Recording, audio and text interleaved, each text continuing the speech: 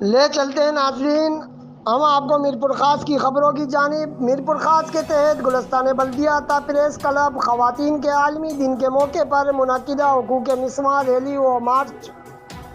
مارچ میں نائب ناظمہ جماعت اسلامی حلقہ خواتین محترمہ فوزیہ خالد صاحبہ، ناظمہ ضلع میرپور خاص حلقہ خواتین محترمہ ندرت احمد، ناظمہ شہر محترمہ طیبہ طارق، محترمہ رضیہ اصلاح الدین کی قیادت میں مختلف شعبہ ہائے زندگی سے وابستہ خواتین نے بڑی تعداد میں شرکت کی۔ مارچ میں شامل خواتین نے ہاتھوں میں پلے کارڈز اور بینر اٹھا رکھے تھے جن پر خواتین کے ساتھ ہونے والے استحصال اور ناروا سلوک کے خلاف نعرے درج تھے۔ اس موقع پر کئی خواتین نے کہا کہ حکومت وقت خواتین پاکستان کو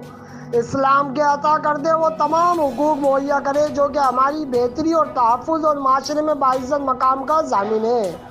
مفتی رضوان راجپوت، آزاد ریاست نیوز، میرپور خاص۔ ہم 50% برابری لیں گی تو پھر خاندانی نظام جو ہے ہوتی ہیں اور کچھ اس کے حقوق ہوتے ہیں۔ جیسے مردوں کی بہت ساری ذمہ داریاں اور ان کے حقوق ہیں، ویسے ہی اسلام کے اندر عورتوں کی بھی بہت ساری ذمہ داریاں اور ان کے حقوق ہیں، اور ہم مسلمان خواتین ہونے کی حیثیت سے صرف حقوق کا ڈنڈورا نہیں پیٹنا چاہتے، بلکہ ہم اس بات کے لیے یہاں پہ آئے ہیں کہ ہم اپنی ذمہ داریاں پورے